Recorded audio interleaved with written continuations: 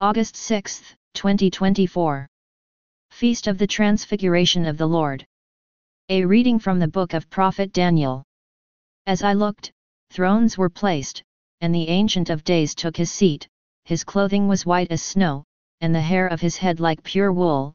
His throne was fiery flames, its wheels were burning fire.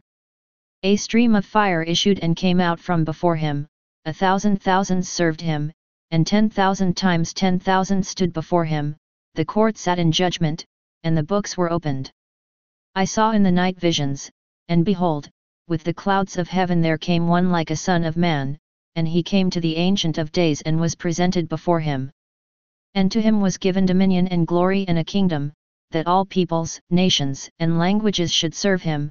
His dominion is an everlasting dominion, which shall not pass away, and his kingdom one that shall not be destroyed. The word of the Lord. Responsorial Psalm Response. The Lord is King, most high above all the earth. The Lord is King, let earth rejoice. Let the many islands be glad. Cloud and darkness surround him. Justice and right are the foundation of his throne. The Lord is King, most high above all the earth. The mountains melt like wax before the face of the Lord. Before the face of the Lord of all the earth. The skies proclaim his justice. All peoples see his glory. The Lord is King, most high above all the earth. For you indeed are the Lord, most high above all the earth, exalted far above all gods. The Lord is King, most high above all the earth. Alleluia, alleluia. This is my beloved Son, with whom I am well pleased, listen to him. Alleluia. A reading from the Holy Gospel according to Mark. At that time, Jesus took with him Peter and James and John, and led them up a high mountain by themselves.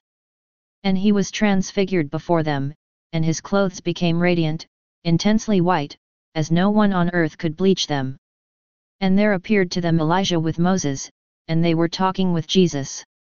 And Peter said to Jesus, Rabbi, it is good that we are here.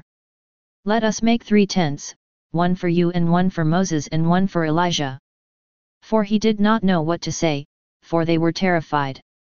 And a cloud overshadowed them, and a voice came out of the cloud, This is my beloved Son, listen to him. And suddenly, looking around, they no longer saw anyone with them but Jesus only. And as they were coming down the mountain, he charged them to tell no one what they had seen, until the Son of Man had risen from the dead. So they kept the matter to themselves, questioning what this rising from the dead might mean. The Gospel of the Lord. Reflection. Feast of the Transfiguration of the Lord. There are very few incidents in the life of Jesus that have a feast of their own.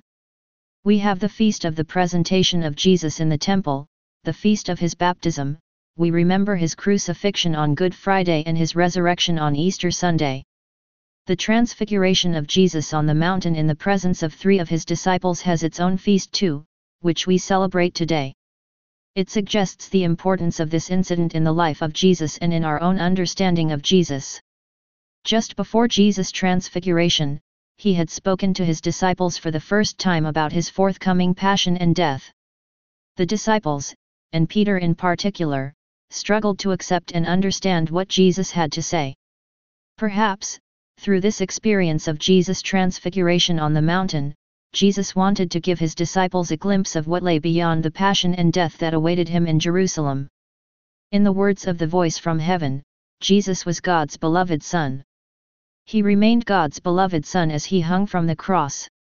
The loving hands of God would reverse what human hands had done to Jesus.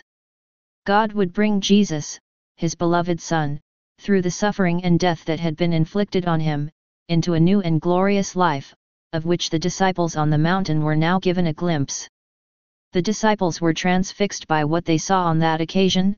Peter, in particular, wanted to prolong this vision of the glorified Jesus, this vision of heaven. I suppose if any of us had such a vision of heaven, we wouldn't want to let it go either. If Jesus is God's beloved Son in a unique sense, we are all God's beloved sons and daughters. As Jesus declares in John's Gospel, as the Father has loved me, so I have loved you. Just as God ensured that suffering and death would not have the last word in relation to Jesus, God will ensure that suffering and death will not have the last word in our regard either. When we look upon the transfigured Jesus, we are also looking upon our own ultimate destiny. St. Paul in his second letter to the Corinthians suggests that something of this glorious destiny that awaits us can become a reality in our lives here and now. All of us, seeing the glory of the Lord as though reflected in a mirror, are being transformed into the same image from one degree of glory to another.